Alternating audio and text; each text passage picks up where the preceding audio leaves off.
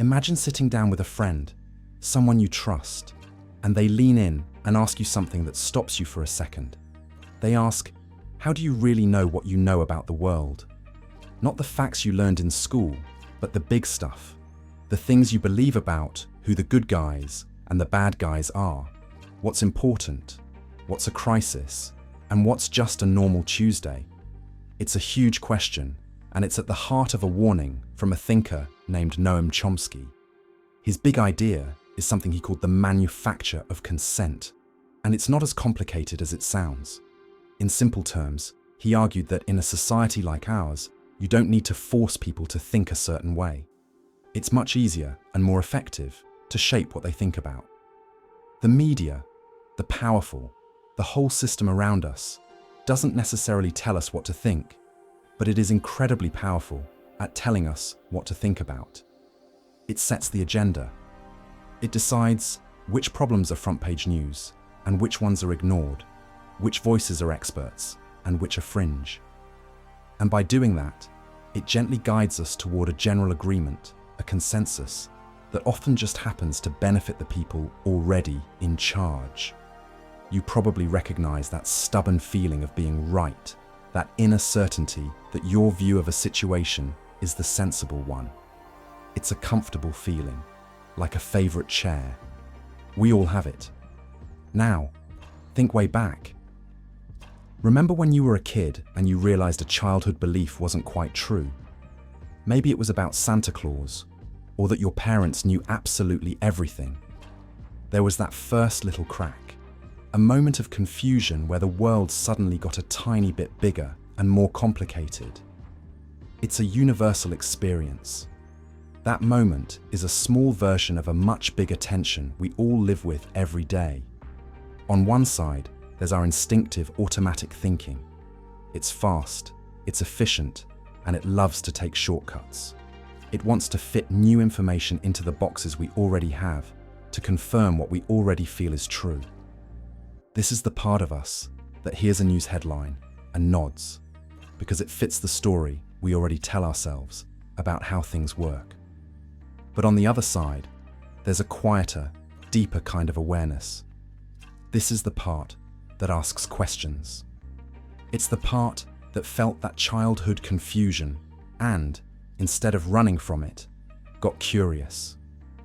It's slower and it takes more work, but it's trying to see the bigger picture, to understand how the boxes themselves were built in the first place. The natural tension comes from the fact that our fast, instinctive mind wants to protect the boxes, while our deeper awareness sometimes wants to look inside them, shake them, and see if they're still sturdy. Many of us cling to familiar ideas because they make us feel safe and smart. Letting go of them can feel like a personal failure, like admitting we were fooled. But what if we weren't just fooled by someone else? What if we were also fooling ourselves? This is where Chomsky's warning becomes deeply personal. He once said, "The smart way to keep people passive and obedient is to strictly limit the spectrum of acceptable opinion, but allow very lively debate within that spectrum." Think about that. We see debate everywhere, on news channels, in online comments, at family dinners. It feels like we're really digging into the issues. But according to this idea, the most important debates, the ones that might truly challenge the powerful, might not even be on the table for discussion. They're outside the spectrum.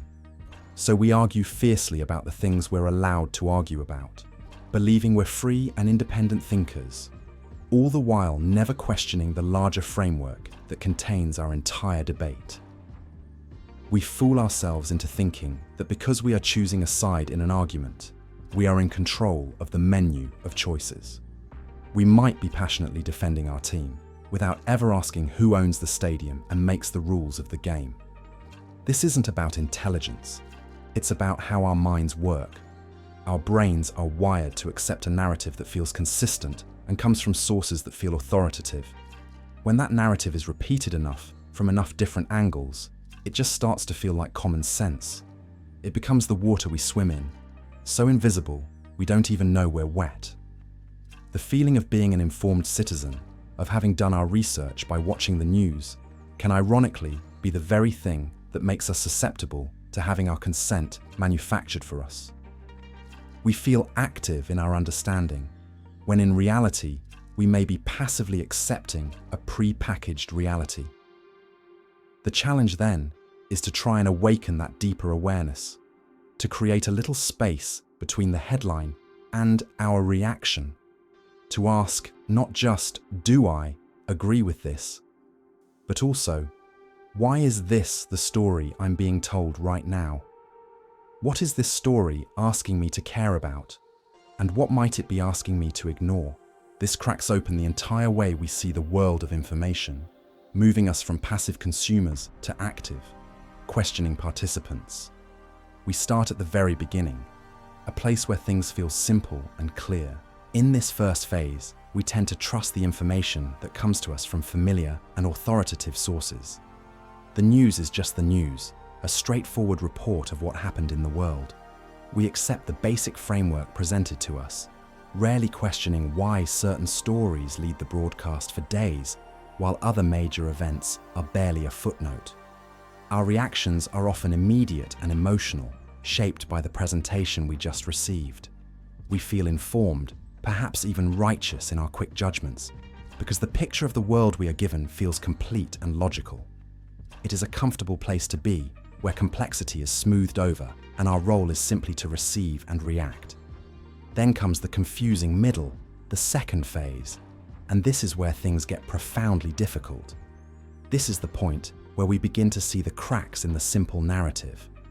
We might notice contradictions in reporting or observe how different media outlets frame the exact same event in wildly different ways to serve different agendas.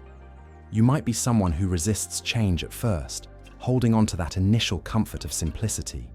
Most of us feel uneasy during this transition because it forces us to question not just the media, but our own previously held beliefs. This is the phase Noam Chomsky warns us about, where the real work of manufacturing consent becomes visible.